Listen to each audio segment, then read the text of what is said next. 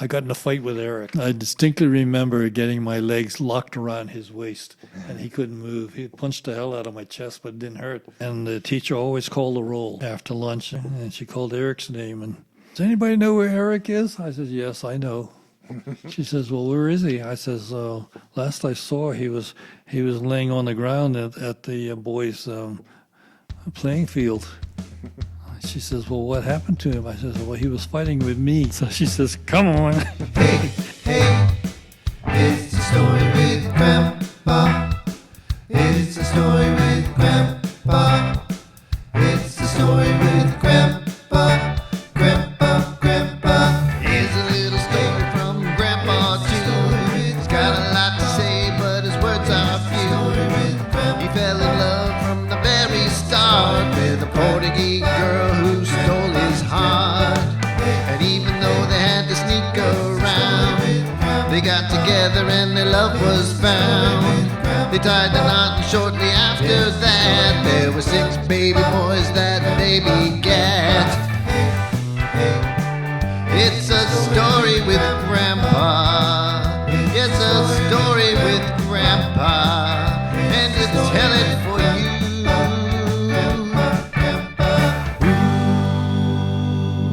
Well, welcome back to Stories with Vavo. It is a special edition Stories with Grandpa, as you can tell from our new theme song. We're happy to have my dad, Michael Pancho, with us. Say hello, Grandpa. Hello, Grandpa. And we're going to go back in time to when Grandpa was little, and he's going to start picking up the story where the family lines are going to merge. But before that, Grandpa had a life of his own, and we're going to find out a little bit about that. So, I guess, how far back can you go? What's your earliest kind of memory of life in Bermuda? Probably back as far as 5.5, 6 years old. I had a strange upbringing. I had freedom to do whatever I wanted. I was just allowed basically to roam free all around the countryside there. I strongly remember getting together with a couple of my cousins and a couple of the neighbors' kids, and we used to walk around the entire shoreline of Spanish Point, starting at Mills Creek and going all the way around Lux Point, all the way up to where the Spanish Point Boat Club is now, and the pontoons, and back down the North Shore side. And that would just be like you're exploring, like kind of hanging out oh with your yeah, mates, just having fun. walking around, doing strange things. But there's some things I can't tell you that we did. But Boy things. yeah, we used to carry our fishing lines. I used to steal my mother's brown thread from her sewing kit, and part of the way around. During that walk, there was a group of mangrove trees that grew over muddy water, and we could always see the gray snappers. That was a breeding ground for them, so I used the brown thread because they couldn't see that in the mud. Mm. And we used to catch little snappers, 6 inches, maybe some of them as much as 10 inches long, and it was good eating. Yeah. So a lot of times fishing and just getting into mischief. Yeah, there was a particular part almost around to the boat club where there was a little walkway out to an island, but you have to jump over an opening, and the fish used to swim between there. It was only like maybe a foot or 18 inches at the most.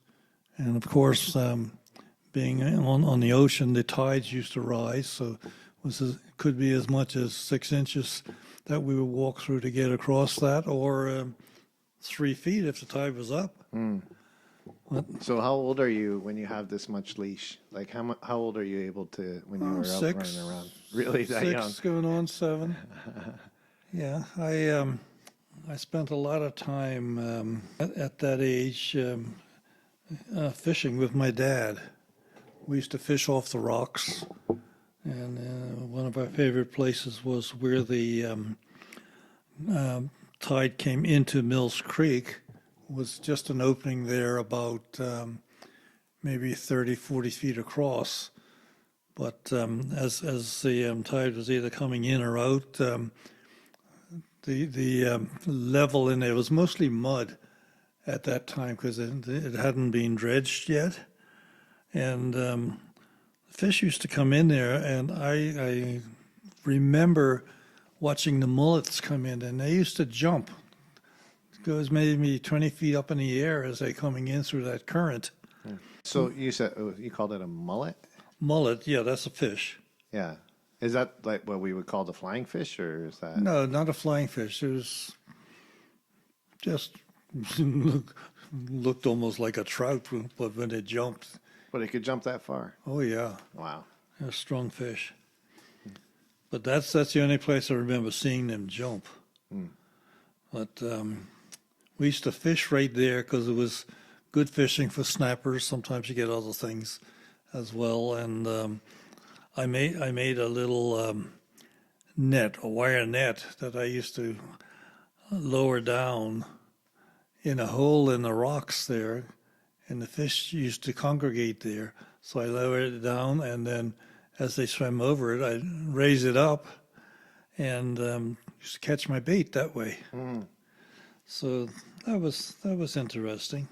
So a lot of fishing with your dad. Yeah, yeah, that was our favorite place to go, and And I was all walking from your house? oh yeah. Yeah.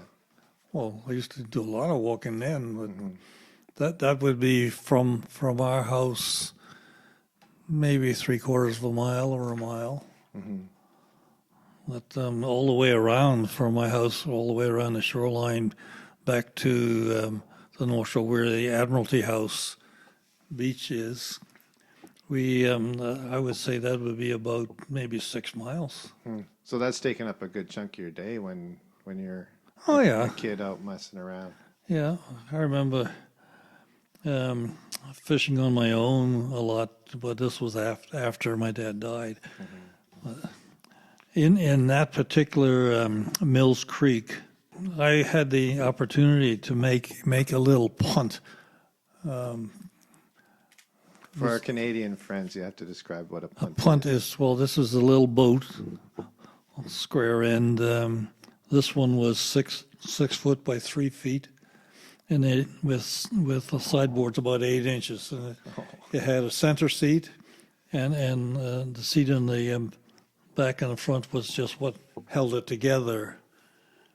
But I remember my brother-in-law, Bob, Audine's husband, he brought me down a top from a big packing crate, and that's what we pulled apart and made the boat out of.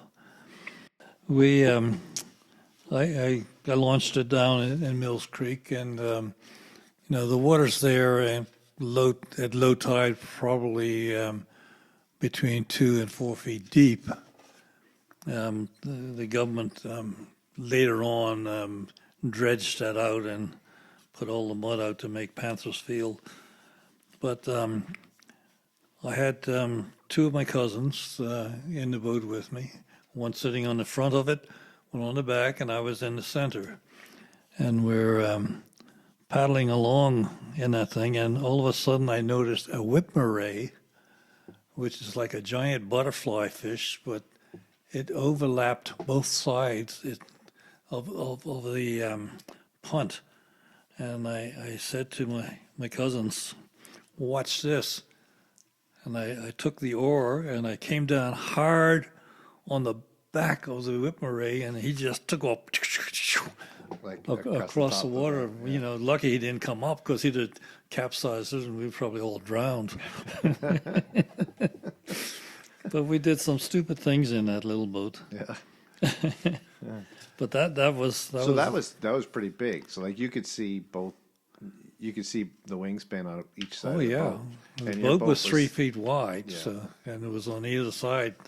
wingspan out, and of course, I don't remember seeing the front or the back of it, but those Whitmarys had a big long tail on them, and it was said that the tail could sting you, but I never got close enough for any of that.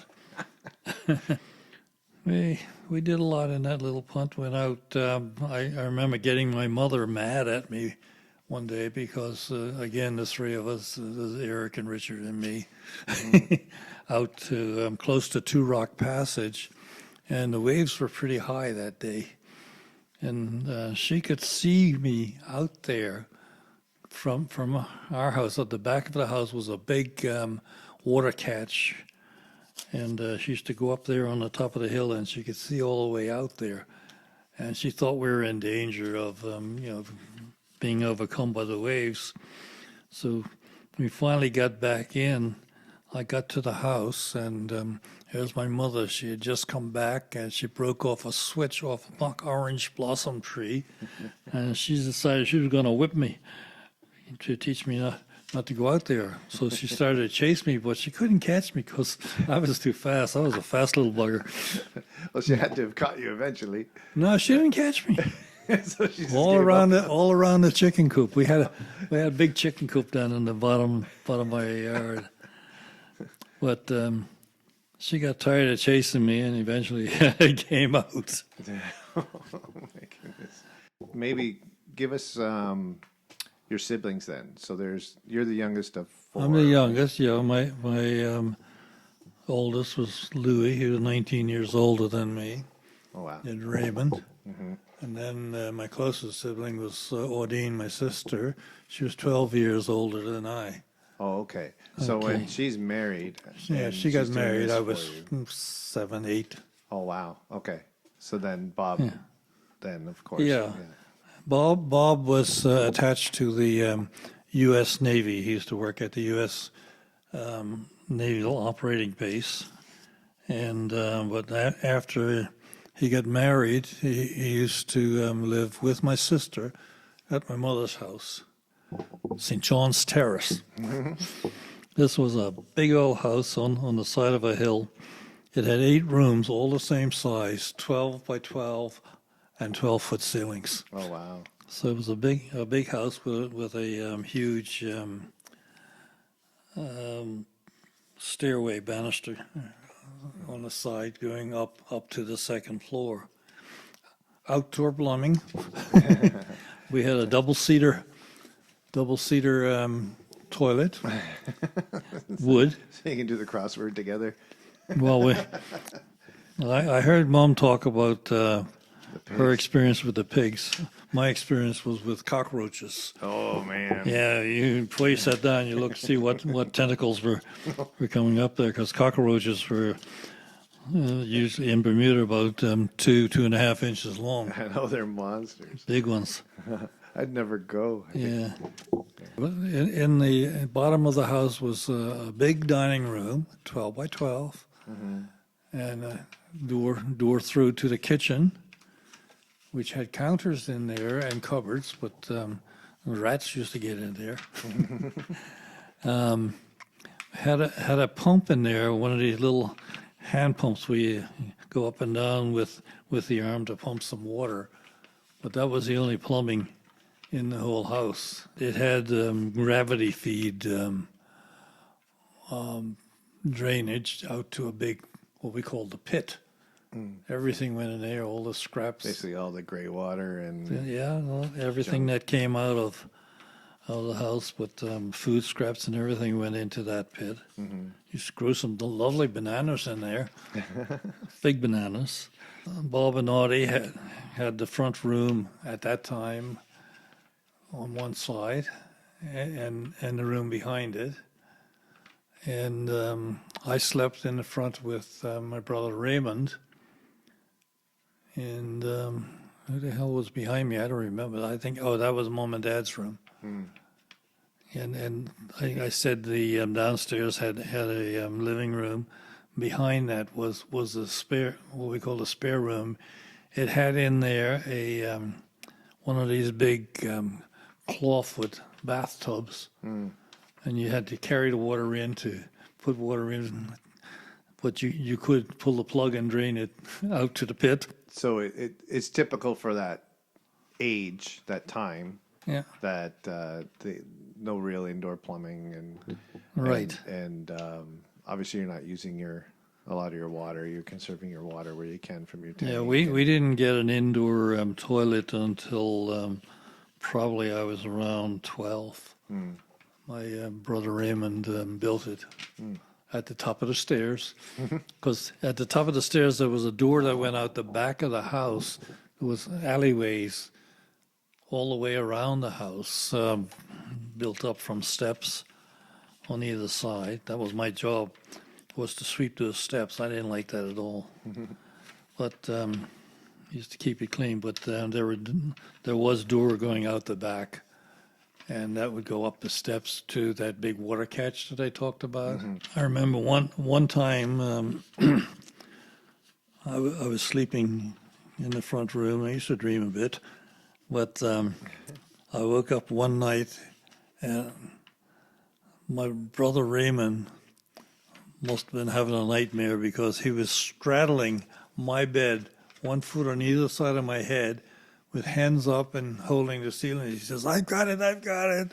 And he scared the hell out of me.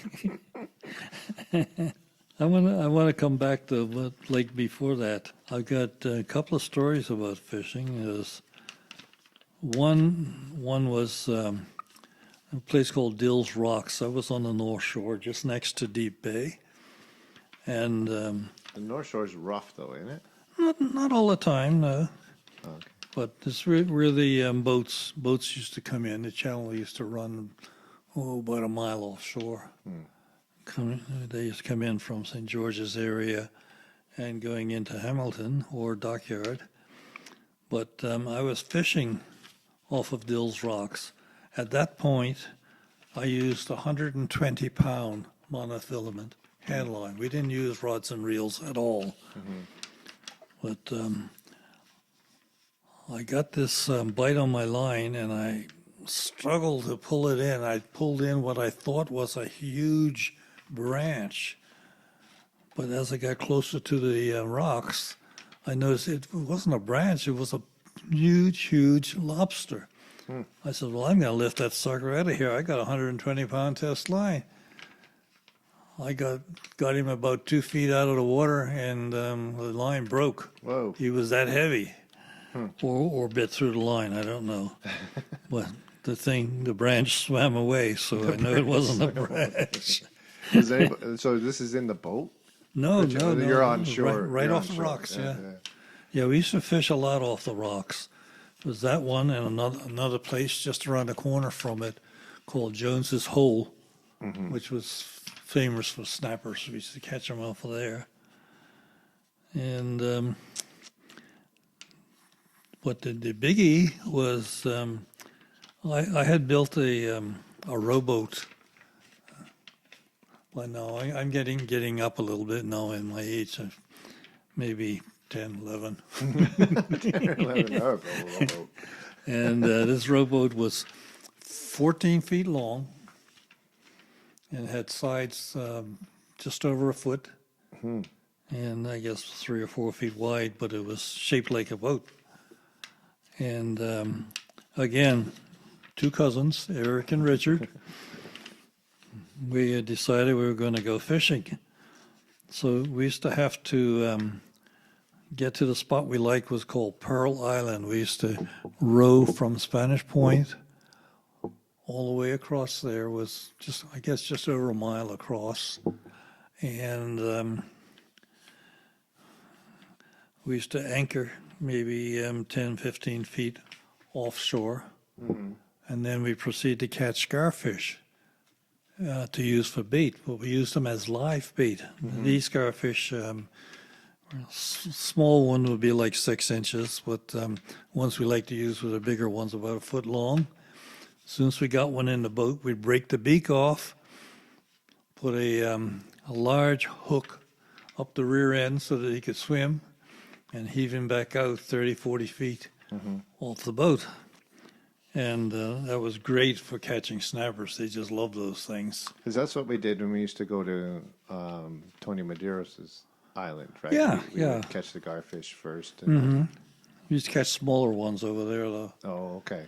But this one particular time that we were out there fishing, and I noticed this dark shadow coming up alongside the boat. And I looked, it was a shark, a huge shark. He probably had a diameter. If I try to put my arms around him, I might be able to do it, I might not. But he overlapped both ends of that 14-foot boat. Oh, my. Came along, we had three. What we used then was 100-pound test lines. And we had three of those out with garfish on them, and he proceeded to, one at a time, clump, clump, clump, just took the fish Oh, my. and kept going. We wrapped the lines around the oarlocks, and he just kept going, broke the lines, and kept going past the boat. Oh, my. Well, that scared the hell out of us. Like it's nothing. Yeah. So we decided, well, we're gonna row back that mile back across the water, and we had to cross the channel where the big ships came in, and go back to Spanish Point and call it a day. Well, we got about halfway across, and I looked at Eric, and we decided to throw Richard overboard. Oh, my God. He was the younger of the two. He probably walked on water to get back Boy, to the boat. he didn't get very wet, I'll tell you that. But he came out and he cussed the heck out of us. I won't tell you what he said. Well, I remember you would tell us that story when we were younger. Yeah. And then we were all like, oh, no way, no way, no way. Yeah. And then when we were back and we met him, we met Richard in Bermuda. Yeah, that was down at Flats, off the wharf down there at Flats Village. Do you know what your father did to me? And I'm not going to try the accent again. Yeah. But we're like, no way. We were mean little buggers during those days. So was it the three of you a lot? Like you're basically partners in crime? We used to pal around with the Perry brothers as well, Arthur and Billy. And Arthur was the older of those two. We used to fight with him once in a while. I remember one getting into a fight with both of them in the back where that clawfoot bathroom was, toilet, bathtub. Tub, yeah. And but that wasn't very often that we fight with each other. I remember one time that, now this is bad, that we were going on a little walk around that shoreline again, and part way there was an orchard, big orchard, had grapefruits growing in there, and it had a fence, one of these wire fences about, I would estimate about 12 feet high all the way around it. So we decided we'd send Arthur in. He climbed the fence, and he was getting grapefruits and throwing them over the top to us, to his brother and Eric and Richard and me. And before we knew it, the owner of the orchard came running out with his dog. Oh, no. And he was going to give us what for. So we watched Arthur. He took that fence like with one leap, one hand up. He was over the fence, and we had all the grapefruits he had thrown out to us. But we didn't want to get caught with the evidence. Oh, no. So we ran up to the top of the hill, and we hid in the bushes up there and proceeded to eat all the grapefruit just so there wouldn't be anything left. The owner never got up there. He never came out of his orchard, but that was quite an experience. So it's like typical, like Little Rascals mischief stuff that you guys are getting just involved stuff in. like that. Yeah. Of course, in those days, there were no cars on the island, just horse and buggies. And I used to have to walk. I used to walk to school, 2 miles Yeah. downhill. And what was your What was your school? Delwood. Delwood. Delwood was my school, but right along the field in Delwood, there was like a little creek. I don't know where it came from, but it ran past there, and used to go all the way around and used to empty out into Mills Creek. And quite often, as kids coming home from school, we just follow the creek. We take little sticks and make boats out of them and have races with it. And eventually we get home. Like, what age would you start to go to school? Okay, my mother taught me mathematics at home. Okay. And it wasn't until I was 7 years old that they decided it's time for me to go to school. So that school year, I guess normal September starting dates, I went to school. They put me in, it would be the equivalent to grade 1. They called it Infants 1. And then in that school was Infants 1, Infants 2, and then Standard 1, which is the same as first grade. Standard 1. In between Standard 1 was lower remove. That's where Mom got to go when she was there because she didn't speak English. But my first year in school, I bypassed Infants 1, and they said, "Well, you're too smart for that." Put me up to Infants 2. Too smart for that. So my first year, I went straight to grade 1 or Standard 1. Because your mom had done such a good job with you. Yeah. And I only remember ever getting spanked once in school, and that was in Standard 1. That was during art class, and I drew a pornographic Oh my God. picture. And the teacher, Mrs. Reese, she said, "Come here." Took me in front of the whole class and took her ruler out and smacked me across my knuckles. Oh my goodness. "Don't do that ever again." "Yes, ma'am." But So are you following, like, this would probably be like British standards that you guys are Yeah, following for yeah. school. So somebody in England would know what you're talking about when you say Standard 1. And yeah, whatever, well, you could say grade 1 if you would. Yeah. But it went from Standard 1 to Standard 2, Standard 3. I was in all those 3 classes. And then the next class was scholarship class. There was an upper remove somewhere in between there for kids that were just too slow or suffering from not being able to handle it. They went into lower remove. But I went into scholarship class, and from scholarship, in scholarship class were basically students that were being permitted to run for the scholarship. And Mom's sister Esther came out of that. I never sat for scholarship. I went straight into Leavers class. Yeah, so what is Leavers? And Mom mentioned it. Yeah, Leavers is, well, Standard 1, 2, 3 scholarship. It would be equivalent to 4, 5, maybe Grade 6. grade yeah. 5, grade Yeah. 6. Yeah. That was as far as you could go in that school. There were no other classes. So you either had to come out of there and go to another school, go to a high school. But then high school had tuition attached to it. Yeah. Yeah. But I was in that class for 2 years, and I was at that time I was 13 years old.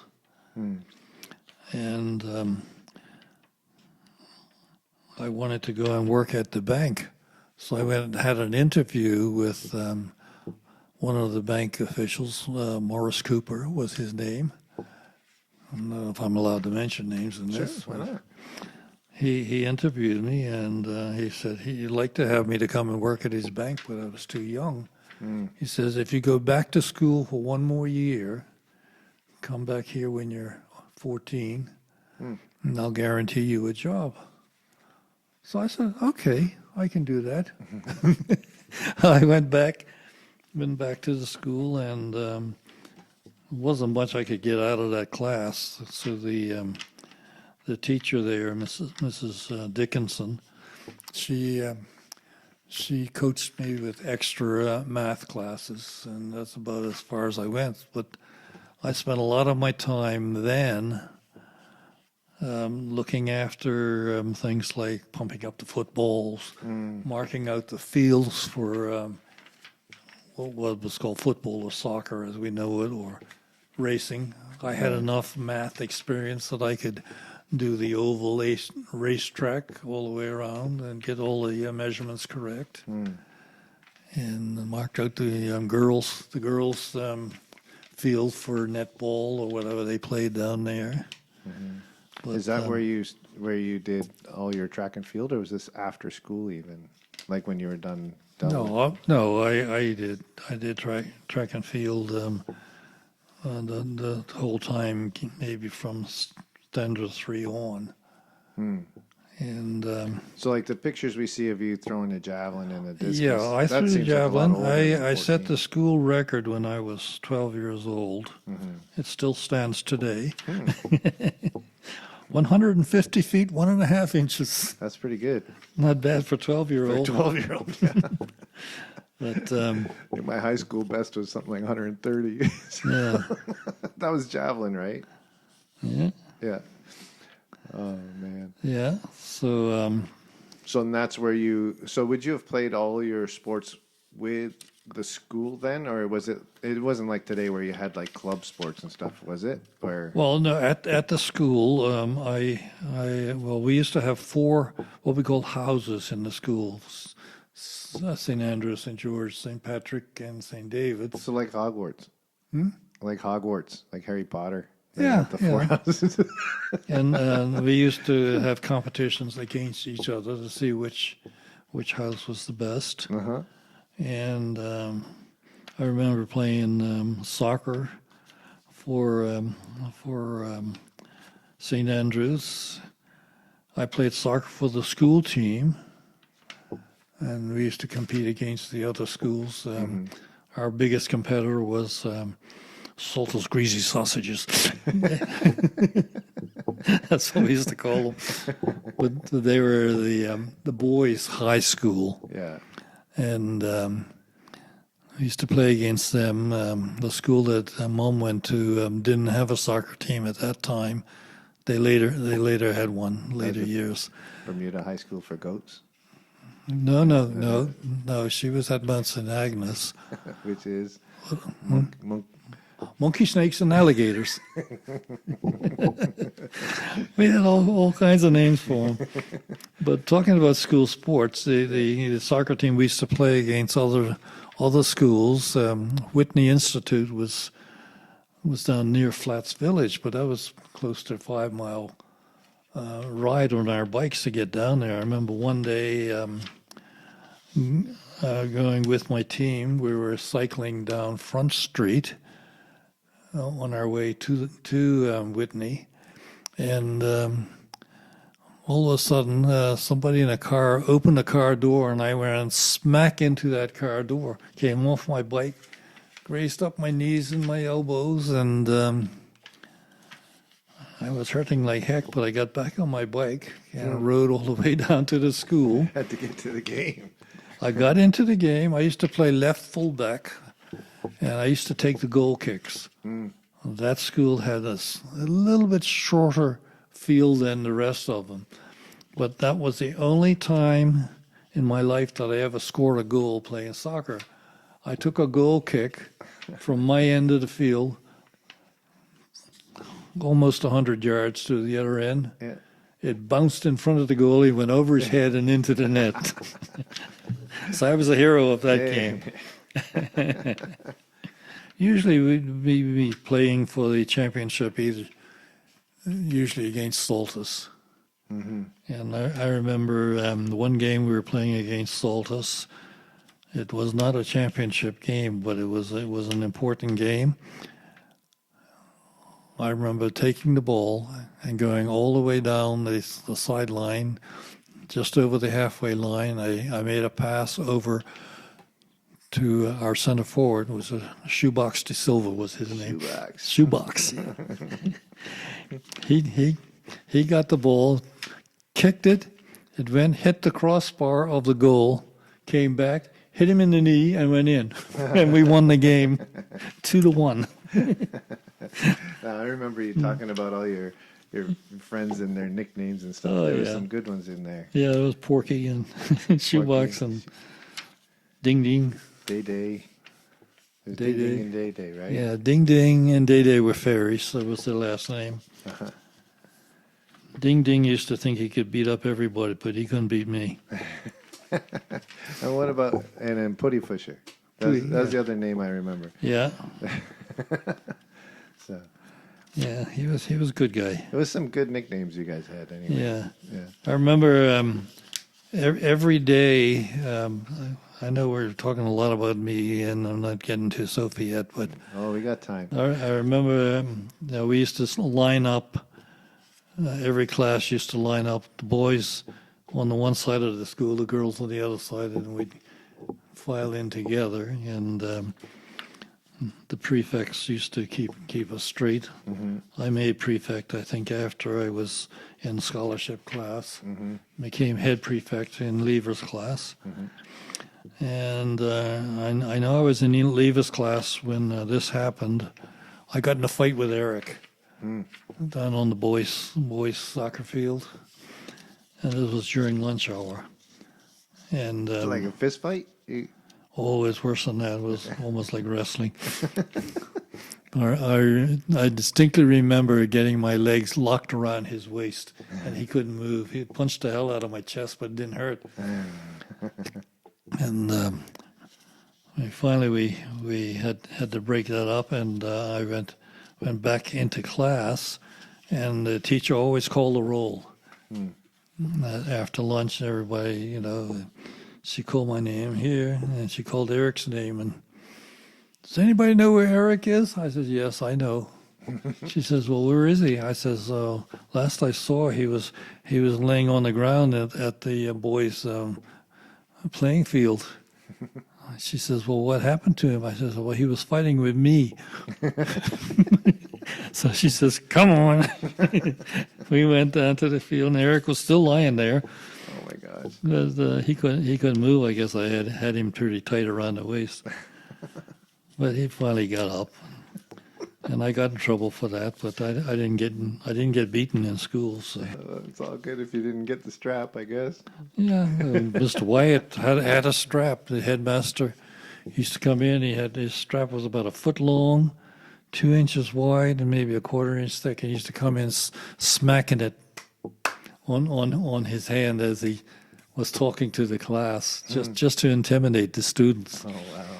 But if anybody was bad, they got sent to the headmaster's office, and he may or may not give them a couple of wallops. He never did it in front of the class. Yeah.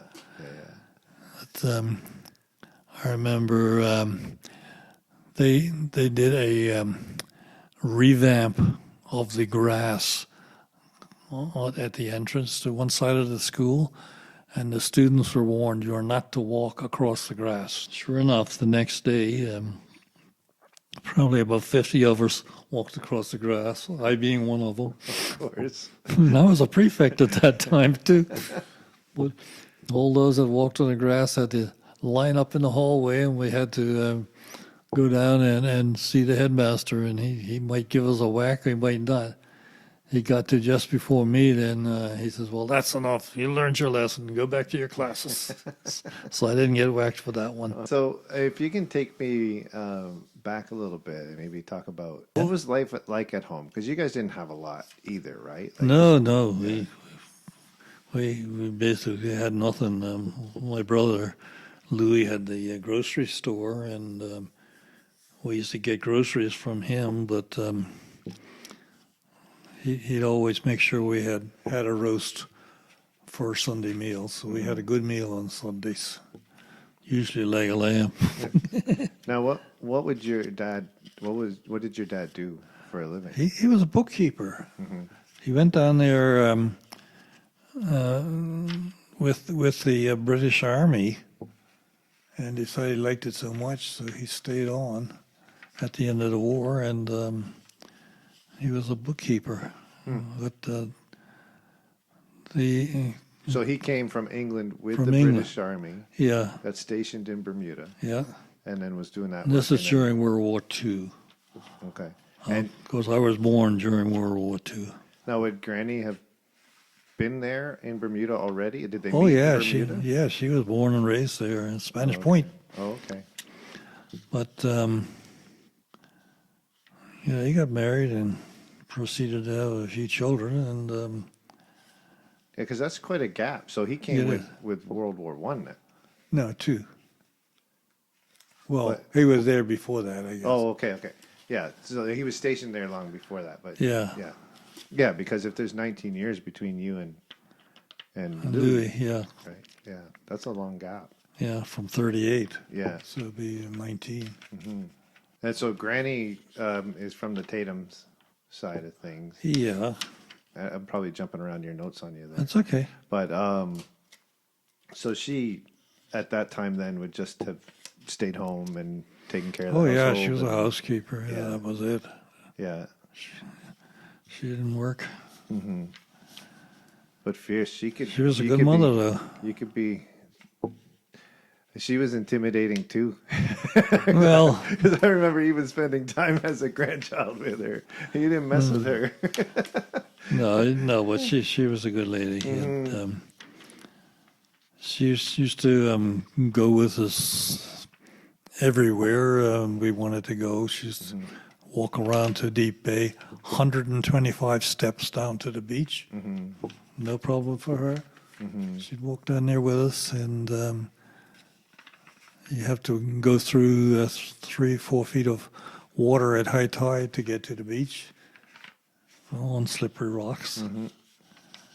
So she was pretty active in your life. Yeah, her and her sister Sarah, my Aunt Sarah, was active as well. I remember Aunt Sarah down Deep Bay, and everybody was saying, "Oh, there's a scuttle out there. There's an octopus." And Aunt Sarah says, "I'll take care of it." She goes out there, she grabs the thing, and promptly turns it inside out. That's how that's how you kill them. How do you manage to turn something like this? Like grab the top and push through? Yeah, or- yeah. I stick his head up his asshole. So I'm sorry. But she was like that. I remember, best thing I remember about Aunt Sarah and her husband Eric, Uncle Eric, they had a grocery store. But I used to love when they had supper because they always had dessert. No. And I used to sit in my mama's house, and somebody would come out on their front porch and whistle, which was across the hill, maybe 50, 70 yards. And come on over. So I go over, and my favorite, they usually had fruit cocktail. So they'd always put out a bowl of fruit cocktail for me as well. That was their dessert. It was nice. Now, so Eric and Richard are Aunt Sarah's kids? Yeah, they're 2 of 9 Whoa. that she had. Wow. I won't pretend to name them all, but No, that's okay. I probably could. But So that was your social structure was, time with your cousins and yeah, and the girls used to get together with us sometimes too. That was one thing I didn't mention about our playtime together was right outside the gate where our laneway met the main road. Across was a hill, and the top of the hill was another big house with like 3 apartments in it, and one of the apartments was occupied by the Skinner family. They had 2 girls, Margaret and I can't remember the other one's name, but they were always mean to us guys. So one day we got to teasing them, and Margaret was chasing me. She was going to beat up on me if she could catch me, and we were going down the hill. And I was going straight towards this big cedar tree. As we got just for it, I went, turned around it. and Margaret face planted right into the cedar tree. So she didn't chase me anymore after that. And that same hill was about maybe 30 feet. There was a wall around it, about 30 feet off the main road. And us guys used to get up there. We'd throw rocks at whoever was going by in a horse and carriage. And there was time then where the police had these little cars. They finally got cars in Bermuda.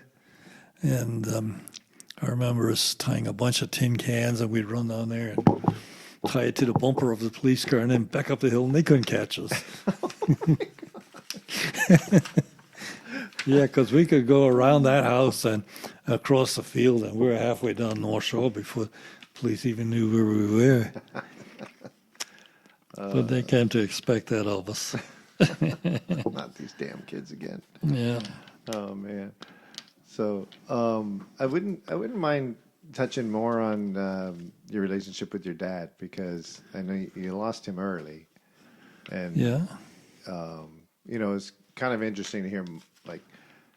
Well, the main thing we did together was we'd go out and fish, because he had heart problems, and he wasn't able to do too much, but he could walk to the shores. We used to, as I said, walk to the entrance there of Mills Creek, but the other side, of course, we fished off of the Admiralty House wharf, and then there was shoreline from that.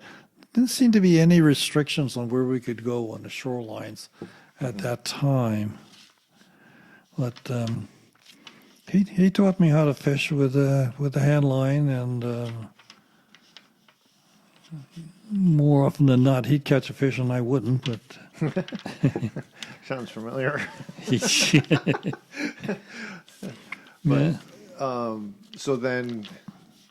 So he died of a stroke, right? When you were 11? Yeah, he had a stroke, and he was bedridden for just over a year with that. He couldn't talk, and he was paralyzed.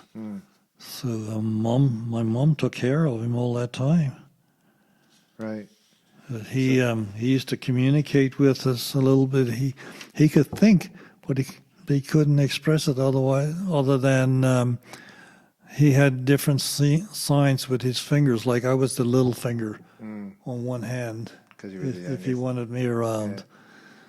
But I got to the point where I wasn't satisfied with going in there anymore. It used to upset me so much. And the day that he died, I was 11 years old, and I had told by my mother I had to get on my bike and go down and get Louis, because Louis used to live in an apartment above the store that he had, Paradise Grocery on Serpentine Road. And I went down there and I broke the news to them, and his wife Angie decided, well, I shouldn't go back home. I would stay there with her, and she kept me. Well, they did all the arrangements, and I went back. It was probably a couple of days later, and that's when they had Dad laid out in the front room, getting ready for his funeral. We were all really fortunate to have you around. Maybe. Well, definitely. Yeah, but I can't imagine being that age and losing you. So Yeah. I try and put myself into your mindset at that age and say, well, how the hell did he deal with that, right? Because it's a different time then. Like he's the breadwinner of the family. I guess not at that time. If he had been homesick all that time, did the Army take care of you while he was sick? Or? No. Nothing. So how does that now affect your family unit? Where My family, we were poor. Right, we didn't have a hell of a lot to go with, and by that time I used to work at my brother's store. I used to go every afternoon after school. I'd walk over there and I'd do things like I'd sort out the rotten vegetables and Right. clean up the grinding machine and stuff like that. Saturdays I used to go there all day and deliver groceries. We used to have one of these carrier bikes with a big basket on the front. And like, is that something you'd go and you'd basically were working for tips and stuff like No, that? actually, no. I was just paid so much a week to work for him, and I was too embarrassed to take tips. Right. So I never got any money from tips. is it- Bermudas was strange at that time. But was it similar to Mom's situation where you would work then to support, like everything you got probably just went right to Granny to Yeah, support the household? yeah. I used to get something like 30 shillings a week or something, and I'd take 2 and 6pence out of it for myself, and the rest went to Mom. And she used to have to buy food and stuff with that, or whatever she needed. So did you worked with Louis then probably until you started working at the bank after school? Pretty much, yeah. Yeah. Yeah. So did all of your brothers then kind of take over that role for you when your dad got sick, like after his stroke? Or did you find, because I remember you talking a lot about Uncle Bob kind of being that. Bob Richards, yeah. Yeah. Yeah, but they moved away.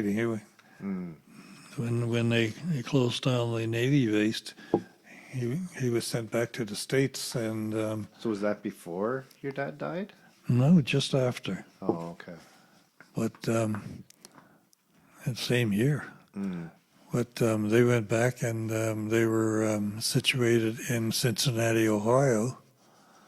And I remember Mom and I somehow came up with the money that we took a trip for the summer, and we flew to Washington, D.C., and then from Washington we got on a Greyhound bus to Cincinnati. And that wasn't just a trip to Cincinnati. It was like an overnight thing. And you had to sleep on the bus. And what I remember only about that trip was that as we passed through Cleveland, Ohio, I threw up the entire length of the main street on Cleveland and out the bus window. Oh, my God. But we got there, and I was able to make a bunch of friends close by. Bob and Audie lived in it was almost like a government-assisted area, and it was called Winton Terrace. Across from Winton Terrace was like a hill with a forest, and the other side of the forest was Winton Place. That's where the richer people lived. But I used to play a lot up in those hills, and So how long were you there? That was just like a summer vacation. well, it was supposed to be a summer vacation, but come September we were still there. And I got caught by the truant officer. He decided that I should be in school while I was there. Well, my sister said, okay. She put me in school, and I brought a lot of the British, what do I want to say, British philosophies to school. When the teacher spoke to me, I You stood up. Yeah. You know, and that was something the Americans had no clue about. But the politeness was there, and they got a good reputation in the school. I met a few other people there, particularly young girls. It was Lynn Baker was my favorite. She was a cutie. But I remember going to a school dance, and they were teaching me how to do the Charleston. Oh, wow. This is at 12 years old now. Can you still do Or it? 11 years old, almost 12. Can you still do it? No, I didn't even know what a Charleston is. I made friends with a family next door. They had 2 girls, Mary Lou and Carol Sue. They were twins. And they had a younger sister, Betsy. And next to them was a kid called Michael Huff. he became close friends of mine. So how long did you stay there? We stayed there till November. But we used to play a game with those girls. I got to tell you about that. Okay. We took a matchstick and you banged it into the ground with about no more than 1/4 of an inch protruding from the ground. And the idea was that the players had to pull that matchstick out of the ground with their mouth somehow to win the game. Okay. Well, guess who won the game was Betsy. Betsy was buck-toothed. Oh. She boom, So she got could- right in there, and she'd pull it out all the time. I couldn't get it. Strange game. Oh boy. But we did a lot of stuff. I know that we were there till it was almost winter because there was ice on a little creek that surrounded that forest. Yeah, so having that time with them, did Audie almost mother you as well? Pretty much, yeah. Just with that big kind of age gap, like Yeah, 12 years is a Yeah. long time. But having that different age gap, I guess, helps. Would help your mom too at that point, right? So Yeah. yeah. Because like everybody else has grown and moved out of the house, and it's Right, just you, yeah. right? This Yeah. whole time. So how old are your mom and dad now when your dad? He was dies. 70 when was he 70. died. Yeah, she was 42 when Oh. she had me. So that's a big age gap between Yeah. those two. Yeah, I was a miracle baby. Yeah. Yeah, well, especially at that time, right? Yeah, For absolutely. an older lady to be able to. And I wasn't born in a hospital either. I was much like Mom. Dad had to get the midwife. So she was 53 on her own Yeah. with you Yeah, at 11. Yeah. That's wild. yeah. But we made the most of it, and we basically, from very childhood all the way up, we were always a happy family. Right. Well, I think it's a good place to stop for now. Okay. Yeah, so I think we'll pick it up again next week. Are you sure you want that much of me? Of course we do. It's all about our. I know we called it Stories with Vavo, but it was something we want to do just to bring our entire family history together. Yeah. And it's nice to hear your personality and your little mischievous side, because we all have this picture of you being this reserved guy. And I was as I told you before, I was a bad little bugger. well, yeah. Well, I guess in the interest of time, we'll wrap this one up. Okay. But thank you very much for doing this. And I think when we get back together, we'll start to hear your side of, the first time you saw Mom, and I tried to talk to her and if she's going to cheer for you and that kind of stuff. We got to get your side of the story too. So, but until then, we'll say so long. Well, so long. See you next time. All right. Hey, it's a story with Grandpa. Thanks for listening to Stories with Grandpa. We are going to pick this up again with him next week. If you have questions out of what we've put out on this podcast, make sure you leave them in the comments, and we'll try and address them next week. Thank you for your time, and we'll talk to you again soon. Story with Grandpa.